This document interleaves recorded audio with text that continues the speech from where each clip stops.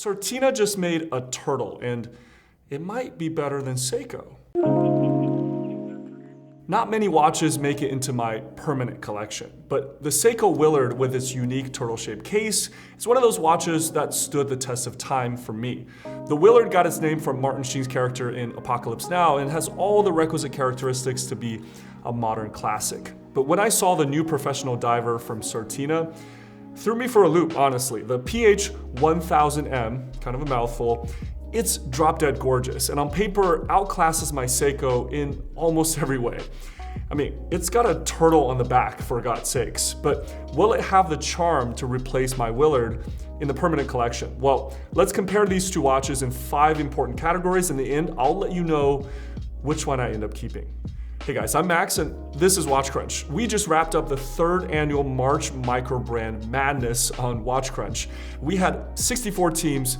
You guys cast almost 100,000 votes over 2 weeks, crowning Baltic as this year's winner.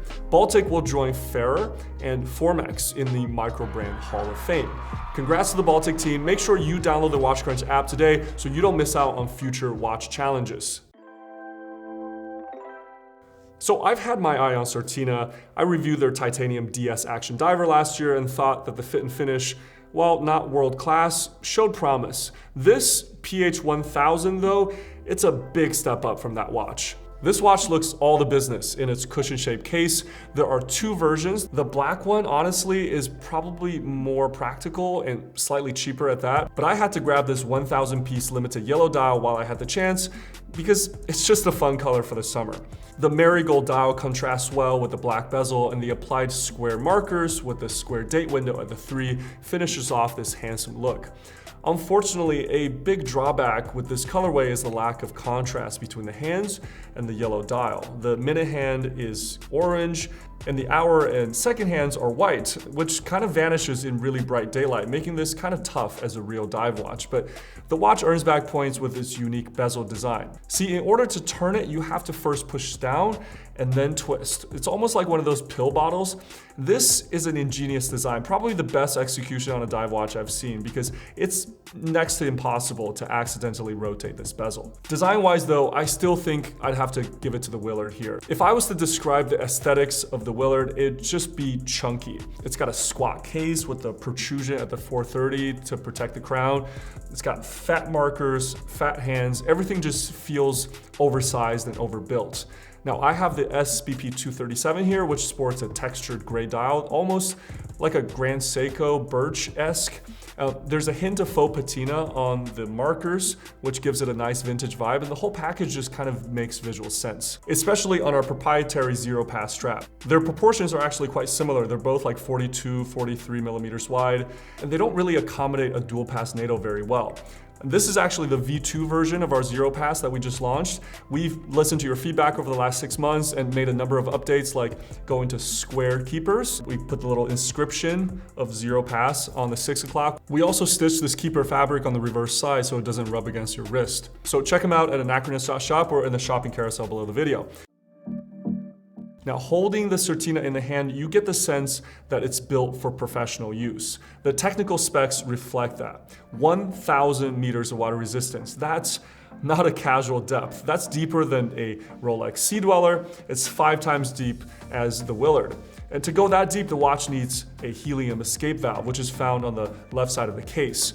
We already talked about the bezel design, which is very professional, and Certina also edges the Seiko with its movement. It has the Powermatic 80. Wait, I thought you hated that movement. No, see, there are many variants of the Powermatic 80. The simple rule is if you got 25 joules, it's fine. If it's 23 though, you got a variant with a plastic escapement. So this thing has 25 joules. It runs at 3 Hertz, has 80 hours of power, which bests the 6R35 in the Seiko by 10 hours. It's also gonna be more accurate. So it gets the point for specs. Now, fit and finish is a close call. Both watches feel well built. The Certina features a case with plenty of contrasting brushed and polished transitions. The cushion-shaped case is unique, especially with the helium escape valve. It's got an attractive case back with the Certina Turtle. It's paired on a black rubber strap. Honestly, a little bit stiff, but it does have a signed buckle. The Willard is no slouch. It feels solid in the hand. The bezel action is confident. I do like the flat sapphire with the nice bevel around the edge, but where the Seiko does fall short is in the bezel alignment. This is a common complaint, and for mine, I had to pry the insert out, re-glue it just to appease my OCD so that it lines up with the little arrow. And for that, the Seiko loses the point on fit and finish, and it goes to Certina. But despite being priced at the lower rung of the Swatch group, the Certina brand has some real history. The PH1000m, for example, didn't come out of nowhere. This watch traces its lineage back to the 70s, being associated with a line of professional diving watches, but its history to me is not quite as illustrious as the Willard. See, this is a watch that American GIs bought for themselves in the Vietnam War to survive the tough jungle environment. And given its movie association with Apocalypse Now, it's like a permanent fixture in popular lore. So in the category of history and provenance, this round will have to go to Seiko. Now, another turtle-like case would be the Doxa subs, the 300 and the 200Ts, but both of those are a good bit more expensive than what we have here, so I'm gonna leave them out of this comparison. So with the scores tied, you think it might come down to price, but it's complicated. See, the Certina is listed at just around $1,000 and the Seiko at $1,300, but I've never met anybody who bought a Seiko at full price. If you have, I'm sorry, don't ever do that again. I think you can easily score the Willard at around or even slightly below 1,000 online, so it's sort of a wash. So this will have to go to the judges, which, what do you know, is me. What does my heart say? Well, the Certina is a superior watch in many ways, right? It's a real diving tool, and it's got the better movement, it's got the better fit and finish. And if I like to dress up in a rubber suit on the weekends, I'd probably prefer this as a tool. But given that I'm mostly wearing desk divers for their aesthetics first and the feeling that they invoke on my wrist, my heart still says Willard. See, Old Trusty here sits a little bit flatter, it's a little bit more legible, and it's just a little more fun. But that's just my opinion. Which one would you choose? Do you think that the Swiss has out-turtled Seiko here?